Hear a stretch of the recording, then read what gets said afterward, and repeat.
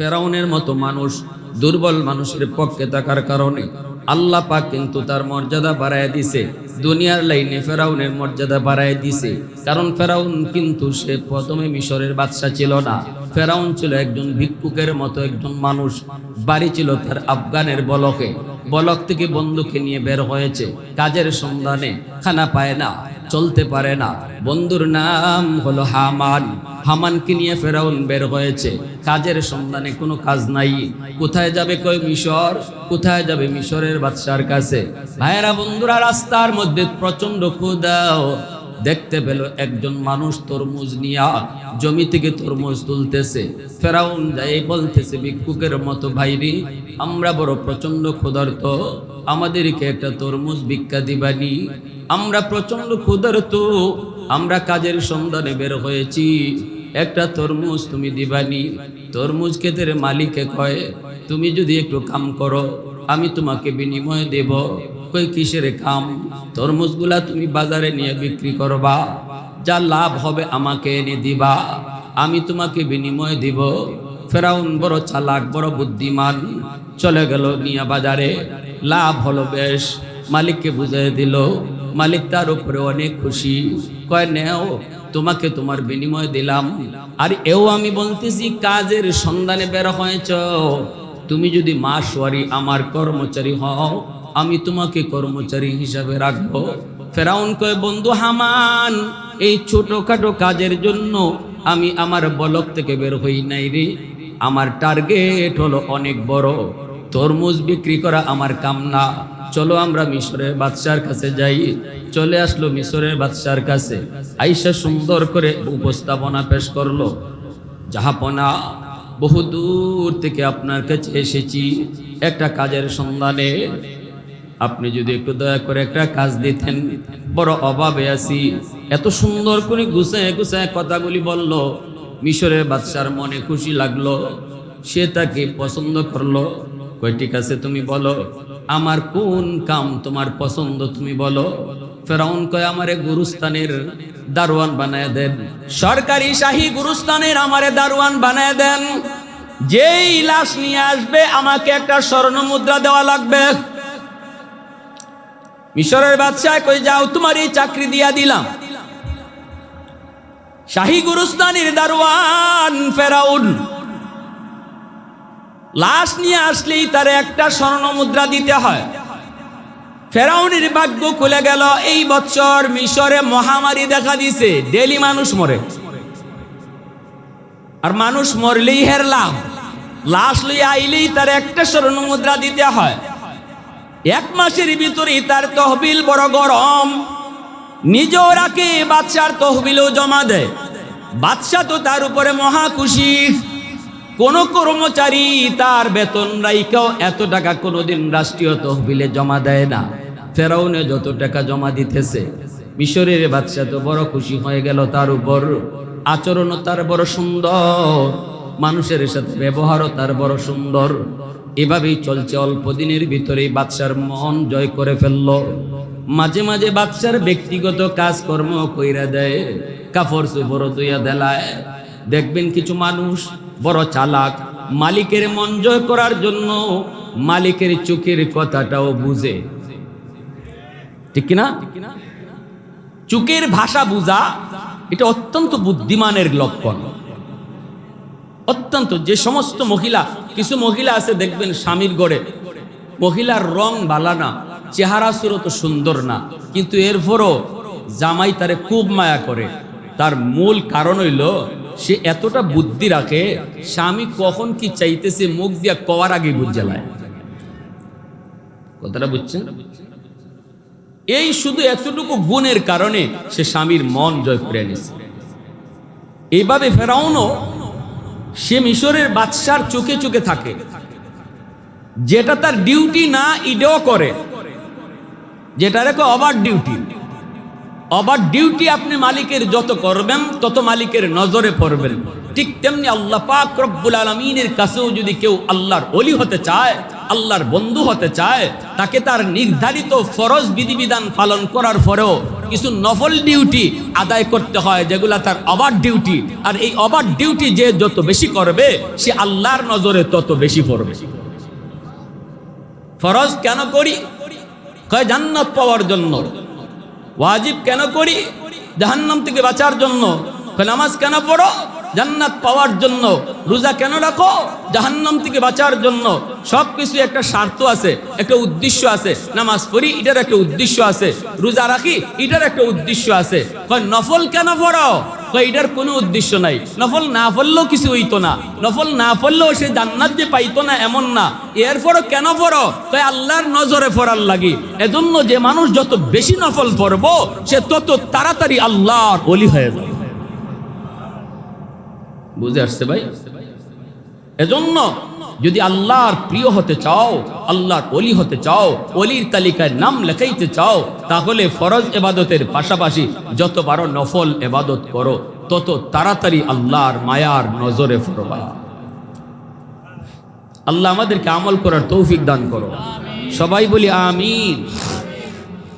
যাকাত দেওয়া ফরজ, কিন্তু যাকাতের বাইরেও কিছু টাকা মসজিদ মাদ্রাসা দুর্বল ফকির মিসকিন আত্মীয় স্বজনকে মাঝে মাঝে তুমি দান করেছো যাকাতের বাহিরে। এই যাকাতের বাহিরে টাকাটা তুমি না দিলেও আল্লাহ তোমার উপরে নারাজ নয়, কারণ তুমি যাকাতের ফরজ বিধান আদায় করেছো। কিন্তু যাকাত দেওয়ার পরেও যে তুমি যে আত্মীয়কে 5,000 টাকা দিলা, 1,000 টাকা দিলা, তুমি যে তোমার খালাকে 500 টাকা দিলা, এতে করে আল্লাহর মন খুশি করে নিছো। কার মন খুশি করে নিছো? জোরে বলেন কার? আল্লাহর মন খুশি করে নিছো। ফেরাউনও এইভাবেই সে মিশরের বাদশার নজরে পড়ে গেল। বাদশা তত বড় বড় মহা খুশি। কিছুদিন পর দেখা গেল শহরের মেয়র কাকে বানানো হবে, শহরের মেয়র কাকে বানানো হবে এই নিয়ে একটা জরুরি মিটিং। বাদশা ডাইরেক্ট ঘোষণা দিয়া দিল, আজ থেকে ফেরাউন হবে। তখন তার নাম ফেরাউন নয়, কোন কোন কিতাবে লেখছেন কামুস। মিশরের বাদশার উপাধি ছিল ফেরাউন। মুসা নবীর জমানার ফেরাউনের নাম আসল নাম ছিল কামুস। ওই মিশরের বাদশা বলতেছে, আজ থেকে শহরের মেয়র আমি বানায়া দিলাম কামুসকে। কারণ আমি তার উপরে বড় খুশি। ফেরাউন হয়ে গেল এখন শহরের মেয়র। ছিল প্রথমে একজন ফকির, তারপরে হইল গুরুস্থানের দারোয়ান, এখন হয়ে গেল মেয়র। এখন কি হইল? মেয়র হওয়ার পর তার এইরকম শাসন বড় সুন্দর চললো, বিচার ব্যবস্থা বড় সুন্দর। দুর্বলের পক্ষে থাকে, কখনো জালেমকে সাপোর্ট করে না, মজলুমের পক্ষে অবস্থান নেই, জনগণের মনের ভাষা বুঝে, গরিব মানুষের পক্ষে সে কথা বলে। দুর্বল মানুষ কখনো তার কাছে যায় নিরাশ হয় না, সত্যিকারের সঠিক বিচারটা পায়। এতে করে দুর্বল মানুষগুলা, জনগণগুলা তার পক্ষে চলে গেল। তারাও তো দোয়া, অন্তর থেকে দোয়া করতে লাগলো। যদিও তারা আল্লাহ মানে না, আল্লাহ বুঝে না, কিন্তু দুর্বল মানুষের মন খুশি করে নিলে আল্লাহ নিজে খুশি হয়ে যায়। কিছুদিনের ভিতরেই প্রধানমন্ত্রী মারা গেল। বাদশাহ এইবার জনগণ নিয়ে পরামর্শে বসলো, প্রধানমন্ত্রী কাকে বানাবো? সমস্ত জনগণ, এমনকি মন্ত্রী পরিষদ সহ সবাই এক বাক্যে বলল, কামুসকে এতদিন যে মেয়র ছিল তারে এখন প্রধানমন্ত্রী বানায় দাও। এখন সে হয়ে গেল প্রধানমন্ত্রী। প্রধানমন্ত্রী হওয়ার পরেই ফেরাউন তার বন্ধু হামানকে কয়, দোস্ত আমার তো প্রধানমন্ত্রী হওয়া টার্গেট নয়, আমার টার্গেট অনেক বড়। হামানে কয়, কি তোর টার্গেট একটু বল।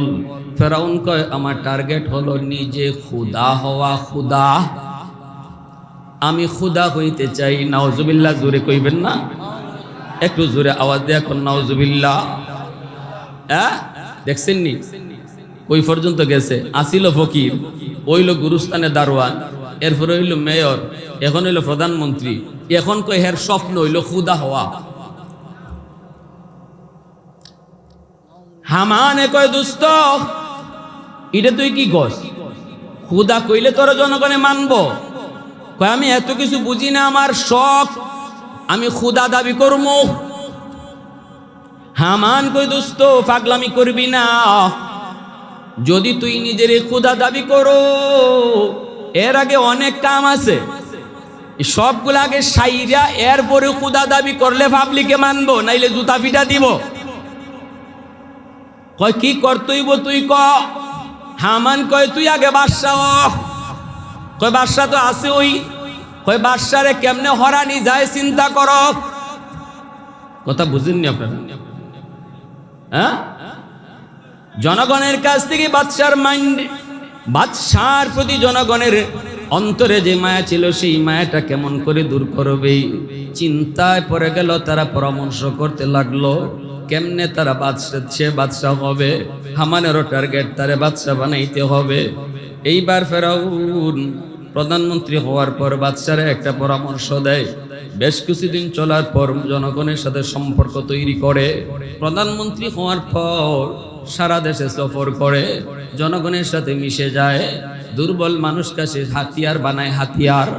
দুর্বল মানুষগুলাকে সে হাতিয়ার বানায়, সাধারণ জনগণের সাথে মিশে যায়। এরপরে সে বাদশারে প্রস্তাব দেয়, বাদশা জাহাপনা এইবার জনগণের দুর্ভিক্ষ চলছে, মানুষগুলা বড় অসহায়। আমি সারা দেশ সফর করে দেখছি মানুষ বড় কষ্টে আছে। 1 বছর নয় 2 বছরের জন্য তাদের খাজনা মওকুফ করে দেন, খাজনা মওকুফ করে দেন, তাহলে জনগণ খুশি থাকবে। বাদশাহ কয় এটা তুমি কেমন প্রস্তাব দিয়েছ? 2 বছর যদি খাজনা মওকুফ করে দেওয়া হয় তাহলে দেশ চলবে কেমন করে? ফেরাউন কয় হইটা তো আমিও বুঝতেছি, দেশ চলবে কেমন করে, তবে চলুন আমরা একটু পরামর্শ করি, দেশও চলুক আবার জনগণও বাঁচুক। জনগণের মধ্যে হই হুল্লা শুরু হয়ে গেল। খাইরে কেমন প্রধানমন্ত্রী পাইলাম, মনের মতো প্রধানমন্ত্রী পাইছি, প্রধানমন্ত্রী হইয়েই আমাদের খাজনা মওকুফ করে দিতে চায়। 1 বছর নয় 2 বছর। সমস্ত জনগণ তার দিকে ডাইভার্ট হয়ে গেল। বুদ্ধি দেখছেন নি? আরে এই সমস্ত স্টাইল কিন্তু আমাগো রাজারাও শিখছে, মাঝে মাঝে এই ধরনের কিছু থিওরি ফলো করছে। কি জাত ফেরাউনের থিওরি আমাগো রাজা বাদশারাও ফলো করছে। সামনের দিকে বলতেছি, একটু মন দিয়ে শুনেন। এটা এদের মাথায় না, এটা ফেরাউন আর হামানের মাথায় ছিল, এটা কালেকশন করছে। কয় জনগণের মাইন্ড নিয়ে আসছে, তার দিকে নিয়ে নিছে। তখন বাদশা বলতেছে তো এক কাম করি, তুমি যখন প্রস্তাবটা দিছই ফালানো যায় না, 1 বছরের জন্য খাজনা মওকুফ করে দেই। সাথে সাথে ফেরাউনে কয় ঠিক আছে জাহাপনা, আপনার কথাই ঠিক, 1 বছরের জন্যই আপনি খাজনা মওকুফ করেন জনগণের, আর 1 বছরের খাজনা জনগণের পক্ষ থেকে আমি দিয়ে দিব। দেখছেন কেমন চালাক। মুহূর্তের ভিতরে দেশ গরম। হাইরে প্রধানমন্ত্রী পাইছি না ভগবান পাইছি। কথাটা বুঝছেন নি? ওই যে শুরু হয়েছে ভগবান ডাকা, এটা হামানের থিওরি। হামানকে এমন ভাবে চলো, আস্তে আস্তে কইতো যে তো মানুষ না রে, এ তো ভগবান। দেখছেন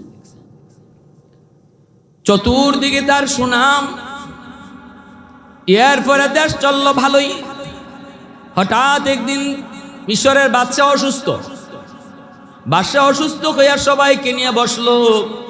মনে হয় আমি বেশি দিন বাঁচব না, আমার পরে বাদশাহ কারে বানানো যায় আমি এখনই নির্ধারণ করতে চাই। বলো তোমরা বলো কাকে বাদশাহ বানানো যায়। জনগণ সবাই আইসা ঘেরাও করে ফেললো। বাদশাহ জাহাপনা, আপনার পরে যদি কেউ বাদশাহ হতে হয়, আমাদের জনগণের দাবি হলো কামুস, আমাদের প্রধানমন্ত্রীকেই বাদশাহ বানায় দিবেন। বুঝিনি? গণ আন্দোলন, গণজোয়ার ফেরাউনের পক্ষে এই বাদশাহ হইতো। তখন বাদশাহ নিজেই সিদ্ধান্ত দিয়ে গেছি গা, আমি মরার পরে ফেরাউন হইব মিশরের বাদশাহ। ছিল ফকির, হইল গুরুস্তানের দারোয়ান, এরপরে মেয়র, এরপর হইল প্রধানমন্ত্রী, এখন বাদশাহ। এখন বাড়ি কিন্তু মিশর না ফেরাউনের। ফেরাউনের বাড়ি আসিল আফগানিস্তান বলক। এখান থেকে গিয়া কই গিয়ে উঠছে বুঝে। এটা কি বুদ্ধি না থাকলে কি জাত বুদ্ধি নিয়ে গেছে? যাইয়া বাদশাহ হয়ে গেছে, বাদশাহ মারা গেছে, এ ফেরাউন বাদশাহ। এখন ফেরাউনের দুস্থ হামান দেখো, দুস্থ অনেক দূর তো আগাইলাম, খুদা হইতাম কেমনে হি দেখো। আমার তো টার্গেট প্রধানমন্ত্রী বাদশাহ না, খুদা হইতাম কেমনে? হামান কই দোস্ত এক ধাপ আগা গেছো, এখন এক ধাপ আগানো হয়েছে, এখন দুইটা কাম করতে হবে। যদি দুইটা কাম করো তাহলে তোমার খোদাই দাবি করা সহজ হবে। কই কি? তাড়াতাড়ি কও। এক নম্বর হলো সমস্ত জনগণের লেখাপড়া তুমি বন্ধ করে দিতে হবে, সবাইকে মূর্খ বানানো তো হবে মূর্খ। স্কুল বন্ধ করে দাও, মাদ্রাসা বন্ধ করে দাও। যেই সমস্ত প্রতিষ্ঠানে পড়লে পরে আল্লাহকে চিনে, দেবতাকে চিনে, এই আল্লাহ চিনার প্রতিষ্ঠানগুলা বন্ধ করো। সব যেন মূর্খ হয়ে যায়, আল্লাহ নাম যেন তারা না জানে, তবেই এক সময় তুমি নিজে খোদা দাবি করতে পারবা। এই থিওরিটা হলো হামানের, এই থিওরিটা হলো ফেরাউনের। তখনই সে ঘোষণা দিয়ে দিল, স্কুল কলেজ মাদ্রাসার লেখাপড়ার বাজেট কমায় দাও, বাজেট কমায় দাও। যেই প্রতিষ্ঠানগুলাতে আল্লাহর পরিচয় শেখানো হয় ওই প্রতিষ্ঠানগুলার বাজেট, সরকারি বাজেট বন্ধ করে দেওয়া হলো। স্কুলের টিচারের বেতন বন্ধ, মাদ্রাসার টিচারের বেতন বন্ধ, সর্বলাইনে বেতন বন্ধ। এই কথা কয় না মাদ্রাসা আজকে থেকে বন্ধ, এই কথা কয় না, কয় এভাবে কইলে জনগণ খেপবো না। না, যেই দিক দিয়ে টাকা আসে, পয়সা আসে, ওই লাইন কেটে দাও, অটোমেটিক দেখবা পড়ালেখা বন্ধ হয়ে গেছে। আর ঘোষণা দাও, যারা বেকার, যারা বেকার, যারা ঘরে বসে বেকার, তাদেরকে মাসের মাস ভাতা দেওয়া হবে। বেকারদেরকে ভাতা দাও, পড়ালেখা যারা করে এদের টাকা বন্ধ করে দাও। আসেননি আপনারা? মনোযোগ আছে? কার কার আছে একটু দেখান হাত উঠে আল্লাহকে। আল্লাহ কবুল করো, জোরে বলি আমিন, আরো জোরে বলি আমিন। যদি আল্লাহর নাম না থাকে, আল্লাহকে না চিনে, পরবর্তী জেনারেশন যারা পড়ালেখা বন্ধ কইরা ঘরে বইয়া বইয়া বেতন পাইতেছে, ঘরে বইয়া বইয়া যদি বেতন পাওয়া যায়, হের কেট টেকা পড়ছে, স্কুলে যাইতো, মাদ্রাসা যাইতো, ঠিক কিনা জোরে কম? কেট টেকা পড়ছে, ঘরে বইয়া বইয়া তারে বেতন দিতে হইতেছে, ভাতা দিতেছে। কিসের ভাতা? কয় বেকার ভাতা। কইতে যে মাদ্রাসায় পড়ে, কই এখানে গেলে টাকা নাই, পয়সা নাই। ছাত্র যাওয়া দুই একজন যায়, গিয়া দেখে উস্তাদ নাই, থাকবো কি কইরা, বেতন তো নাই, উস্তাদ আইব কি কইরা। অল্প দিনের ভিতরেই দেখা গেল স্কুল খালি, মাদ্রাসা খালি, কোনো ছাত্র নাই, সব ঘরে বইয়া বেকার। হ্যাঁ মানে কয় দোস্ত একটা হইছে, এখন আরেকটা দরকার। কয় আরেকটা কি? কয় এখন সবগুলির চরিত্র নষ্ট করো, নারী পুরুষের অবাধ মিলামেশা ঘটাও, চরিত্র যেন না থাকে। যার চরিত্র নাই এ মানুষ না, এ হায়ওয়ান হয়ে যায়। যখনই তাদের চরিত্র নষ্ট হবে, আবার পড়ালেখাও না থাকবে, আল্লাহ কি জিনিস চিনবেও না, তখনই তুমি নিজের খোদা কইয়া দাবি করবা, সবাই মানতে বাধ্য। কারণ এরা আর মানুষ নাই, চরিত্র নষ্ট হওয়ায় সব হায়ওয়ান হয়ে গেছে, ঠিক কিনা? এজন্য ইংরেজিতে একটা প্রবাদে বলে, health is lost, something is lost, everything is lost. Health is lost, something is lost, wealth is lost, something is lost, but character is lost, everything is lost. স্বাস্থ্য নষ্ট হয়েছে, কমই নষ্ট হয়েছে, সম্পদ নষ্ট হয়েছে, এটাও কিচ্ছু না, কিন্তু তোমার চরিত্র নষ্ট, সব নষ্ট হয়ে গেছে, ঠিক কিনা জোরে কম? এজন্য আমাদের দেশেরও এই ধরনের কিছু কিছু শাসক গোষ্ঠী ছিল, জানি না আবারও আসে কিনা, তাদের মাথায় এরকম ফেরাউনের থিওরি আর হামানের থিওরি ঢুকছে। ওই মাদ্রাসা বন্ধ করো, কেন বলবো? এই দেশটাকে নাস্তিকবাদী দেশ বানাইতে হলে, ইউরোপীয় কালচারে এই দেশকে গঠন করতে হলে, বাধা হলো মৌলবীরা, বাধা হলো টুপিওয়ালারা, বাধা হলো দাড়িওয়ালারা, বাধা হলো নামাজিওয়ালারা, বাধা হলো এক আল্লাহর পরিচয় যারা অন্তরে রাখে এরা। অতএব এদেরকে এই কথা বলা যাবে না, মসজিদে যাও না, এদেরকে এই কথা বলা যাবে না, মাদ্রাসায় ফইরো না, মাদ্রাসার বাজেট কমায় দাও, এই কথা ঘোষণা করো। মাদ্রাসার পড়ালেখা করলে কোনো চাকরি নাই, এই কথা বলে দাও না। কোনো ধরনের সরকারি বাজেট তাদের জন্য নাই, দেখি কতদূর পর্যন্ত চলে। অটোমেটিক আর পুলা পান্ডে মাদ্রাসায় পড়াবে না, কারণ দেখবে পড়াইয়ে কোনো ভবিষ্যৎ নাই। এরপরে অটো তারা দিন থেকে সরে যাবে, আল্লাহর পরিচয় ভুলে যাবে, তখন আমাদের থিওরি বাস্তবায়ন হবে, ঠিক কি না?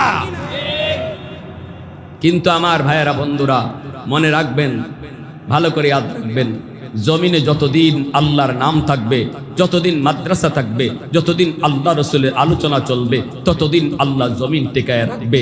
ওই মন্ত্রী জানে না, ওই এমপি জানে না এই মাদ্রাসা, যে মাদ্রাসা বন্ধ করার জন্য সে এত চালাকি করছে, এই মাদ্রাসার উসিলায় আল্লাহ এই মন্ত্রীরে এখনো চেয়ারে বসায় রাখছে। এই কোরআনের আওয়াজের উসিলায় এখনো আল্লাহ এমপিরে তার চেয়ারে বসায় রাখছে। এই মাদ্রাসার উসিলায় আল্লাহ এখনো চেয়ারম্যানকে তার চেয়ারে বসায় রাখছে। এই খবর তাদের নাই। অতএব যদি জমিনে বাঁচতে চাই, যদি জমিনে আমি আপনি সুস্থভাবে জীবনযাপন করতে চাই, যার যার অবস্থান ধরে রাখতে চাই, নিজ দায়িত্বে মাদ্রাসা টিকায় রাখতে হবে, কোরআনের মাহফিল ধরে রাখতে হবে, আল্লাহর কোরআনের আওয়াজ চালু রাখতে হবে। যদি আওয়াজ বন্ধ হয়, আমার জীবনও আল্লাহ বন্ধ করে দিবে, ঠিক কিনা? আল্লাহর আওয়াজ বন্ধ, আমার আওয়াজও বন্ধ। আল্লাহর আওয়াজ বন্ধ, আমার আওয়াজও বন্ধ। এটা আল্লাহর ঘোষণা। যতদিন জমিনে আল্লাহর আওয়াজ চলবে, আল্লাহ তোমার আমার মুখ দিয়ে আওয়াজ বের করাবে। যেদিন থেকে আল্লাহর আওয়াজ বন্ধ, এদিন আর আমার মুখ দিয়ে আওয়াজ আর চলবে না। এজন্য এই বাংলাদেশেও আমরা দেখেছি, যতজন কোরআনের শিক্ষার বিরুদ্ধে কথা বলেছিল, একজনকে আল্লাহ তার জায়গায় রাখে নাই, একজনকেও রাখে নাই। আপনাদের এলাকারও একজন আসিল, মাদ্রাসার বিরুদ্ধে, কোরআন শিক্ষার বিরুদ্ধে কথা কইয়া সব হারাইছে। শেষ পর্যন্ত ফ্যানটা পড়ছে, ইডো মাটিত না পড়ে হের তাল্লত পড়ছে। কিও নাম কি দা? টাকলা মোরা। ও রিহন মনে হয়েছে আপনাদের না? হ্যাঁ, ফ্যানটাও পড়ছে মাথা। আরে আফসুস করে কই, হাই রে, ফ্যানেও আমারে বালা ফেন। ফ্যানটাও বুঝি আর ফরবার জায়গা পাইল না, আমার মাথাতেই পড়ল।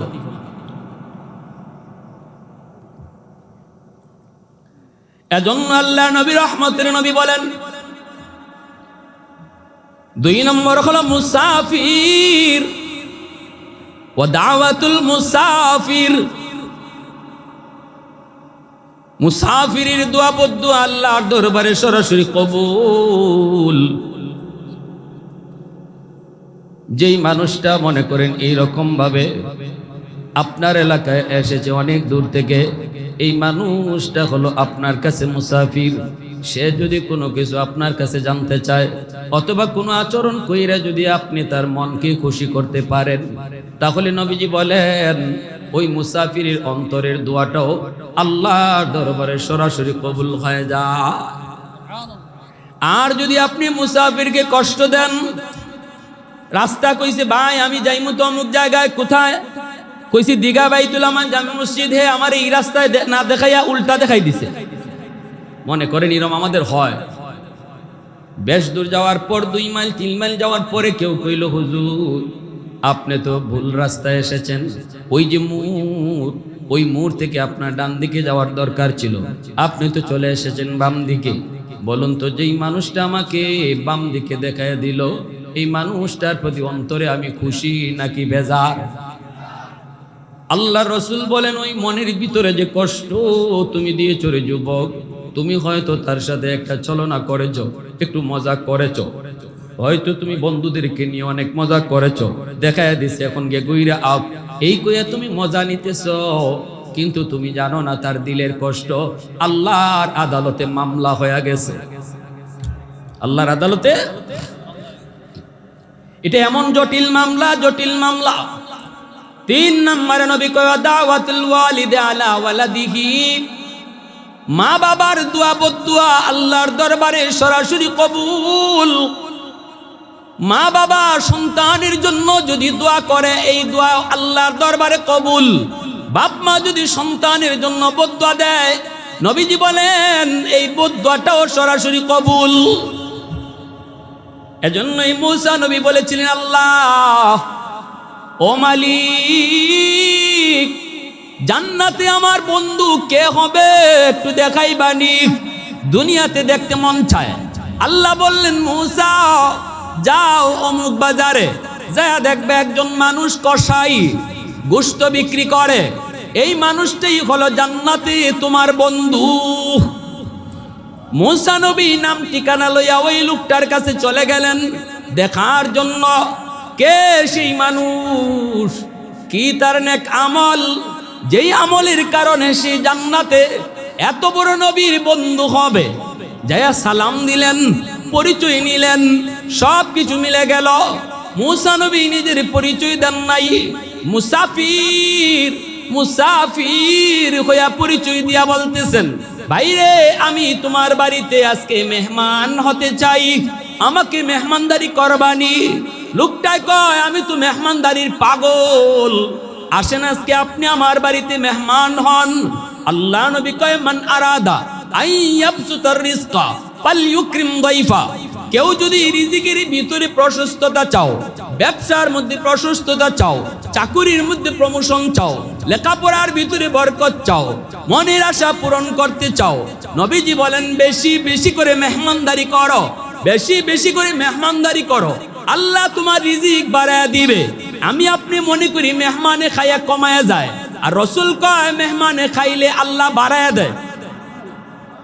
সুবহানাল্লাহ, আস্তে কোন। আমি আপনি মনে করি মেহমানে কমায়, কিন্তু নবী কয় মেহমানে বাড়ায়। আমারটা ঠিক না নবীরটা ঠিক? কি ভাই, আমি আপনি অনেক কিছু বুঝি না, কিন্তু আমার নবী না বুঝে কিছু বলেন না। কারণ নবী নিজের থেকে কিছুই বলেন না, কার ইশারায়? মা ইয়ানতিকু আনিল হাওয়া ইন হুয়া ইল্লা ওয়াহয়ু ইউহা। আল্লাহ নবী কই, আমি নিজের থেকে কিছুই বলি না, যা বলি আমার আল্লাহর ইশারায় বলি। এজন্যই এই কথা কয় না ভাইরা আমার, মূসা আলাইহিস সালাম তিনি বলেন, আমাকে আপনি মেহমানদারি করাবেন। নিয়ে লোকটাই কয় চলেন। এইবার নিয়ে গেল বাড়িতে। মূসা নবী বলেন, আমি যাই দেখলাম লোকটাই ঘরে ঢুকলো, ঢুকে বিবির রুমেও ঢুকলো না, সন্তানের রুমেও ঢুকলো না, ঢুকলো যে একটা ছোট্ট ঘরে, যেই রুমটার মধ্যে একজন বৃদ্ধা মহিলা, বয়স্ক একজন মহিলা, কবুতরের মতো হয়ে গেছে বয়সের ভারে, এই মহিলাটাকে নিয়ে এসে কুলে উঠালো, কুলে উঠাইয়া কপালে চুমু খাইলো। এরপরে হাতের মধ্যে যে খানা নিয়ে এসেছি, এই খানাটা তুলায়া তুলায়া তারে খাওয়াইতেছে। আমি দেখতেছি সারাদিন উপবাস থাকার কারণে তার ছোট ছোট বাচ্চাগুলি বাবার পায়ে পইরা কাঁদতেছে আর বলতেছে, আব্বু সারাদিন কিছু খাই নাই, বাবা আমাদেরকে তাড়াতাড়ি খানা দেন, আমরা আর পারতেছি না। সন্তানগুলি বাবার পায়ে পইরা কান্দে, এরপরও সন্তানের মুখে খানা দেয় না, মার মুখে তুলে তুলে খানা দিতেছে আর বলতেছে, বাবারে একটু ধৈর্য ধরো, আগে তোমাদের দাদুরে খানা খাওয়ায়া নেই। আমি আপনি ঘরে ঢুকাই আগে সন্তানের কাছে যাই, কমলা নিয়ে গেলে সন্তানের হাতে আগে দেই, কিন্তু নারে যুবক, সন্তানের হাতে না দিয়া মা থাকলে মার হাতে আগে দাও। এই কমলা তোমার মা আগে খাবে না, এই কমলা চুলাইয়া তোমার সন্তানকে আগে খাওয়াবে। কিন্তু মার হাতে দেওয়ার কারণে মার দিল খুশি। নবীজি কয়, রাদার রব্বি ফি রাদাল ওয়ালিদাইন, আল্লাহ পাক কয় বন্ধু জানায় দাও, ওই কমলা মার হাতে দিয়া মারে খুশি করে নাই, মারে খুশি করার সাথে সাথে আমি আল্লাহকে খুশি করে নিল। বাবার হাতে কমলাটা দেওয়ার কারণে বাবাকেই শুধু খুশি করে নাই, আমি আল্লাহকে খুশি করে নিছি। বন্ধু তুমি জানায় দাও, জানায় দাও। এজন্য ওই মানুষটা, ওই কসাই মানুষটা মাকে কুলে তুইলা, মাকে চুমু খায়া, মাকে তুলায় তুলায় খাওয়ায়, নিজের সন্তানরে পরে খাওয়ায়। এরপরে মূসা নবী কয়, ভাই ইনি কে? কয় আমার মা। বাচ্চাগুলি কার? কয় বাচ্চাগুলি আমার। বাচ্চাগুলির আগে দেও নাই? কয় না, আমার মাকে আমি আগে খাওয়াই। মূসা নবী কয়, এটা কতদিন যাবত? লোকটায় কয়, ভাই এটা 40 বছর যাবত। একটু আওয়াজ দিয়ে কও না রে ভাই সুবহানাল্লাহ, আর একটু জোরে কও না সুবহানাল্লাহ। ওয়াহদত কি হিফাজত নেহি বেকুওতে বাজু, वहदत की हिफाजत नहीं बेकुवते बाजू, आती नहीं कुछ काम हाक़ले खुदा दाद, आती नहीं कुछ काम हाक़ले खुदा दाद, आए मर्द खुदा तुझको कुव्वत नहीं हासिल, जा बैठ किसी गार में अल्लाह को कर याद, जा बैठ किसी गार में अल्लाह को कर याद। ये सच है कि बातिल की तरफदार नहीं हम, गद्दार न समझो हमें गद्दार नहीं हम, गद्दार न समझो हमें गद्दार नहीं हम। फूलों की तरह नरम मिजाज अपना है नाज़र, हम तेरी नहीं नेज़ा व तलवार नहीं हम, हम तेरी नहीं नेज़ा व तलवार नहीं हम। এইবার মুসা নবী কয় ভাই দেখলাম তোমার মা কি যেন বিড়বিড় করে দোয়া করে, কি দোয়া করলো বুঝি নাই। লোকটাই কই ভাই রে আমার আম্মা সব সময় দুইটা দোয়া করে, একটা দোয়া হলো আল্লাহ আমার সন্তানকে তুমি দুনিয়ার মধ্যে রিজিকের অভাবে ফেলায়ও না, রিজিকের অভাবে ফেলায়ও না। আমার আম্মার এই দোয়াটা কবুল হয়ে গেছে। আমি ব্যবসা করি, ছোট ব্যবসা, কিন্তু কোনো অভাব নাই, কোনো অভাব আল্লাহ আমার রাখে নাই। কেউ আমার কাছে কোনো কিছু পাওনাদার না, আমি পাই কিন্তু আমার কাছে কেউ পায় না। সুন্দরে সংসার চলছে, কোনো অভাব আমার নাই। মার দোয়া কবুল হয়েছে। আরেকটা দোয়া আমায় করে, এই দোয়াটা কবুল হবে কি হবে না জানি না। আমার মন বলে এটা কেমনে হবে? মুসা নবী কয় কি সেই দোয়াটা একটু বলো। লোকটাই কই আমার আম্মা দ্বিতীয় দোয়াটা করে, আল্লাহ আমার সন্তানের উপরে আমি এত খুশি, মালিক তুমি আমার সন্তানকে জান্নাতে তোমার পয়গম্বর মুসা নবীর বন্ধু বানাইও। এই কথা বলতে আল্লাহর পয়গম্বর মুসা সাজদায় পরে কান্না শুরু করে দিল, আর কয় মালিক আমি পেয়ে গেছি কোন আমলের কারণে তোমার এই বান্দা আমার সাথে জান্নাতে বন্ধু হবে। মুসা নবী এইবার লোকটার বুকে জড়ায়া গালে চুমা দিয়া কপালে চুমা দিয়া কই বাবা আয় আমার বুকে আয়। তোমার মার দ্বিতীয় দোয়াটাও আল্লাহর দরবারে কবুল হয়ে গেছে। আমি হলাম বনি ইসরাইলের পয়গম্বর যার নাম হলো মুসা। আমি আল্লাহর কাছে জানতে চেয়েছিলাম মালিক জান্নাতে বন্ধু আমার কে হবে একটু দেখতে মন চায়। আল্লাহ তোমার ঠিকানায় আমাকে পাঠিয়ে দিছি, আমি তোমার কাছে মুসাফির সেজে আসলাম। কি তুমি নেক আমল করো সেটা দেখার জন্য। কোন আমলের কারণে আল্লাহ তোমার উপরে এত খুশি, এত খুশি, জান্নাতে আমার বন্ধু বানায় দিবে। আমি আয়া পেয়ে গেছি তোমার মার দোয়ার কারণে আল্লাহ তোমার উপর এত খুশি, যে খুশির কারণে জান্নাতে আমার বন্ধু বানায় দিছে। এজন্য আল্লাহ নবী কয় মা বাবার দোয়া বদ্ধ আল্লাহর দরবারে সরাসরি কবুল হয়ে যায়, সরাসরি। আর যদি কোনো সন্তানের উপরে বাপ মায় বদদোয়া দেয়, এই বদদোয়া কিন্তু সরাসরি কবুল হয়ে যায়। এক যুবক ওই দিনও পত্রিকার মধ্যে পড়লাম, যুবক বলতেছে আমার মা, আমি কিছু বুঝ হওয়ার পরে দেখলাম আমার আম্মা আমার আব্বা নাই। মাকে জিজ্ঞেস করলাম, মা কয় আমি ছোট্ট থাকতে আব্বা মারা গেছে। এরপরে মা আমাকে জানাইলো বাবা তোমার বাবা মারা যাওয়ার পর আমার মা, আমার বাবা, আমার ভাই বোন আমাকে নিয়ে অন্যত্র বিয়ে দিতে চেয়েছে। আমি যাই নাই। আমি বলছি আল্লাহ আমাকে একটা মানিক দিছে, আমি আমার মানিকের চেহারা দেখে জীবন যৌবন কাটায় দিব, স্বামীর করে কাটায় দিব। এইভাবেই সংসার চলছে। মানুষের বাড়িতে কামকাজ কইরা কইরা বাচ্চাটারে লেখাপড়া করায় মা। এইভাবেই প্রাইমারি শেষ করলো, হাই স্কুল শেষ করলো। তারপরে ছেলে ঢাকায় চলে গেল, ইউনিভার্সিটিতে ভর্তি হলো। মার স্বপ্ন ছেলে একদিন বড় হবে, ছেলে একদিন অফিসার হবে। এরপরে মার দুঃখ গুছাবে। যেই ছেলের মুখের দিকে তাকাইয়া জীবন যৌবন সব মা কাটায় দিল, এই ছেলেকে নিয়ে মার বড় আশা, মার বড় আশা। একদিন দেখা যায় ছেলে বউ নিয়ে বাড়িতে হাজির হয়ে গেছে। মায় কয় বাজান কি কে সে? আম্মা তোমার বউ। কেমনে কি হলো?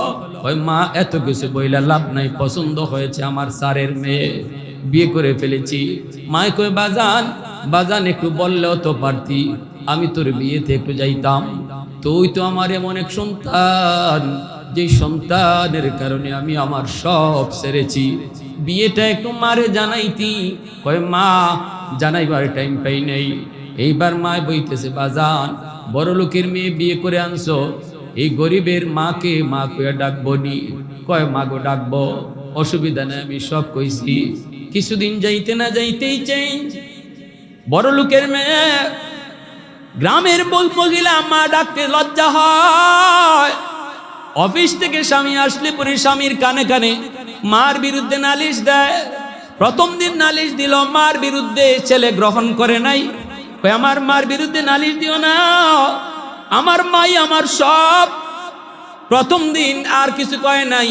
দ্বিতীয় দিন আসার পরে আবার কানে কানে মার বিরুদ্ধে নালিশ দেয়। এইভাবে প্রতি রাত মার বিরুদ্ধে নালিশ দিতে দিতে দিতে দিতে প্রেম করে ভালোবাসা করে বিয়ে করার কারণে স্ত্রীর প্রতি সে দুর্বল।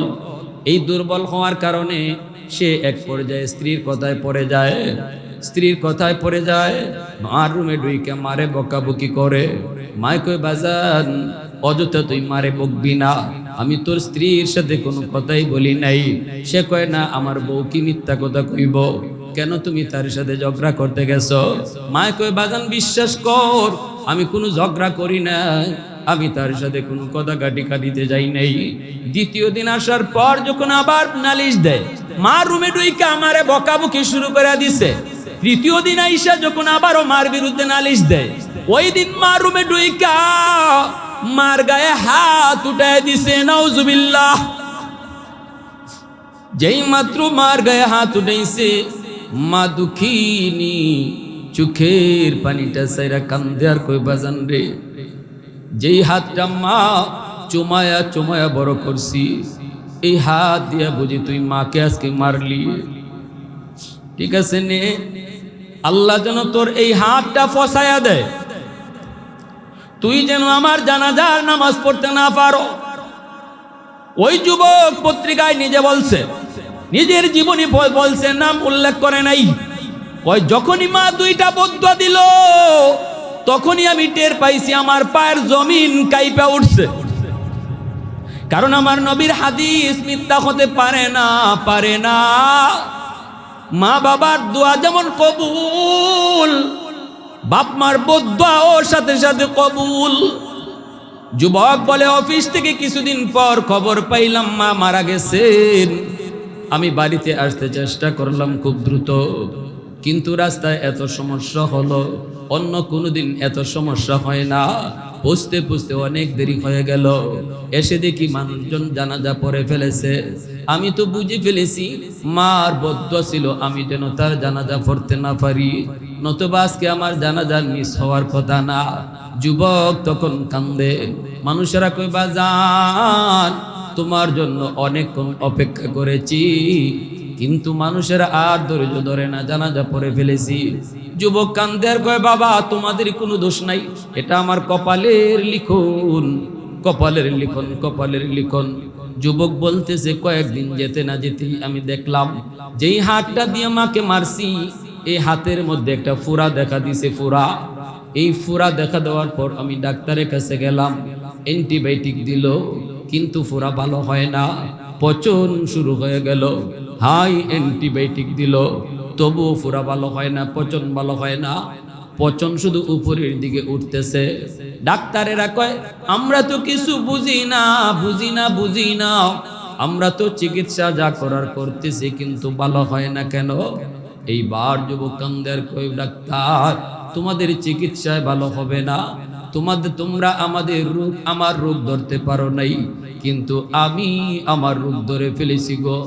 আমার রোগ হলো আসমানে, চিকিৎসা চলছে জমিনে।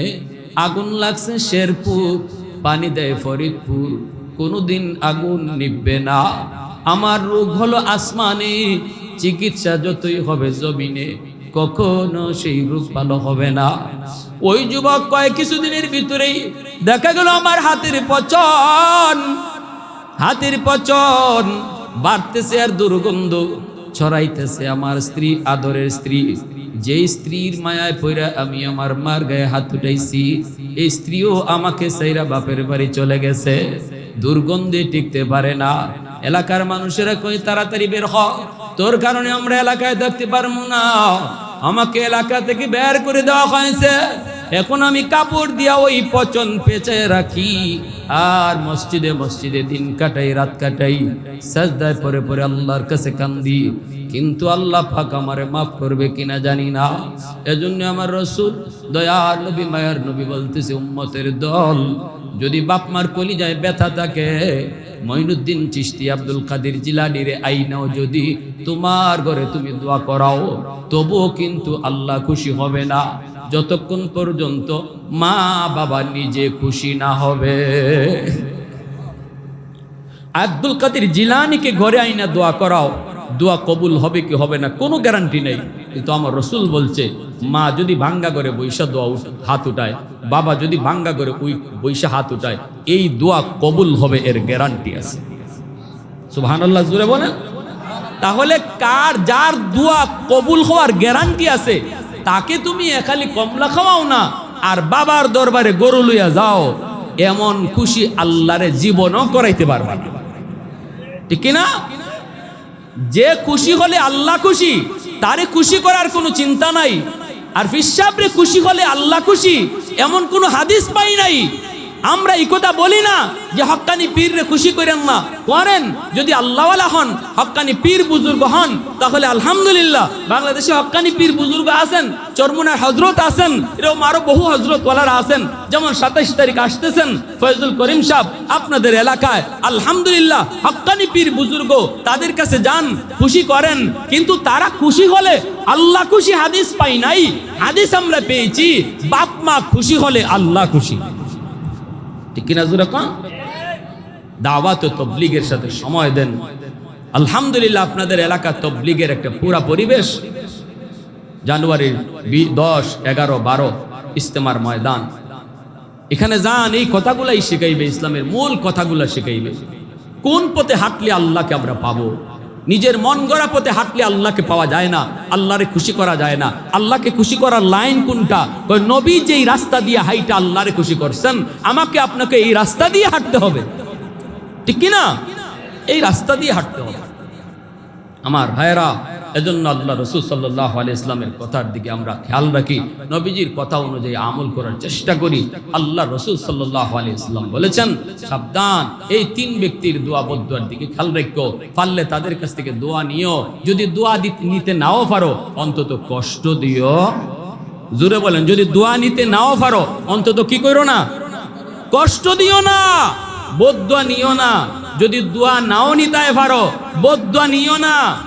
এক হলো দুর্বল মানুষ, ক্ষমতা দেখাইয়া কারো উপরে হুকুম জারি করো না, সাবধান, এই কষ্ট তারে দিও না। 2 নম্বর, অপরিচিত মানুষ, দূরের মানুষ, মুসাফির মানুষ পাইলে পরে সুন্দর ব্যবহার কইরো, যদি তা না পারো অন্তত তারে কষ্ট দিও না। 3 নম্বর, মা বাবা, তাদের সাথে ভালো আচরণ করো, কারণ তাদের পায়ের নিচে তোমার জান্নাত। তারা খুশি তো আল্লাহ খুশি, যদি তা না পারো কষ্ট দিও না। রাসূল কয়, যেই ছেলে রাতের বেলা বাপ মারে খুশি করে ঘুমায়, সকাল হইতেই তার জন্য জান্নাতের দরজা আল্লাহ খুলে দেয়। আর যেই সন্তান রাতের বেলা বাপ মারে কষ্ট দিয়া ঘুমায়, এই সন্তানের জন্য সকাল হতেই জাহান্নামের দরজা খুলে দেওয়া হবে। আজ রাতে আমরা যাদের বাপ মা জীবিত, তাদেরকে খুশি করে ঘুমাবো। আমি বলি না মা বাবারে খুশি করতে বোয়াল মাছ খাওয়াও, আমি বলি না বাপ মারে খুশি করতে লাখ টাকা খরচ করো। বাপ মারে খুশি করতে টাকা লাগে না, মুখ বইরা খালি আম্মা কুইয়া ডাকটা দিয়ে দেখো, মার দিল খুশি হয়ে গেছে। মুখ বইরা আব্বা কুইয়া ডাকটা দিও। সন্তান তুমি বড় হইছো, মার কাছে বড় হও নাই। সন্তান তুমি বড় হইছো, বাবার কাছে বড় হয় নাই। সব সময় সন্তান বাপ মার কাছে ছোট থাকে, মার দিলটা খা খা করে, সন্তান আমার আম্মা কুয়া ডাক দিবে। যখনই খালি আম্মা কুয়া ডাক দিছো, দেখবা মার দিল খুশি হয়ে গেছে। আমরা তো বড় হইলে পরে আম্মা কুয়া ডাক দিতে শরম পাই, বড় হওয়ার পরে আব্বারে আব্বা কইতে শরম পাই। শাশুড়িরে মুখ বইরা 5 বারের জায়গা 10 বার আম্মা কই, ঠিক না? শ্বশুররে 5 বারের জায়গা 20 বার আব্বা কই, কিন্তু নিজের বাপরে আব্বা কইতে শরম লাগে। অথচ এখানে আব্বা কুইয়া খালি দিলটা খুশি করলে আল্লাহ খুশি হয়ে যায়। ঠিক কিনা ভাই? কষ্ট পাইতেছেন আপনারা আমার ভাইয়েরা? এজন্য বলি আজ রাত মারে যায় খুশি করো, বাবারে খুশি করে ঘুমাও। আল্লাহ না করুক এই রাত্রে যদি তোমার মরণ হয়, নবীজির হাদিস, মান আসবাহা মুতিআন লিল্লাহি ফি ওয়ালিদাইহি আসবাহ লাহু বাবান মাফতুহান মিনাল জান্নাহ। আন আবি হুরায়রা রাদিয়াল্লাহু তাআলা আনহু قال, জীবনে কোনো আমল যদি নাও থাকে, এই রাত্রে মার দিলটারে খুশি করে ঘুমানোর কারণে, আর যদি তোমার এই রাত্রে মরণ হয়, শুধু এই আমলের উসিলায় আল্লাহ তোমারে জান্নাত দিয়ে দিবেন। মানে রাইখো যুবক, হাতে ধরে বলি, পায়ে ধরে বলি, মশারিটা আজকে যায় টানাইয়া দিও, মার বাবার মশারিটা টানাইয়া দিও। ঘুমাইবার সময় বাবার মাথার পাশে বইসে একটু মাথায় হাত দিও, কপালে একটু হাত দিয়ে কই, আব্বা শরীরটা এখন কেমন লাগতেছে, ঘুমান, আমি মাথাটা টিপকা দেই। এতটুকু করো, লজ্জা পাইও না, কারণ এই জীবন জীবন নয়, মরণের পরের জীবনটাই হলো আসল জীবন। ওই জীবনটাতে তুমি কামিয়াব হও, সফল হও।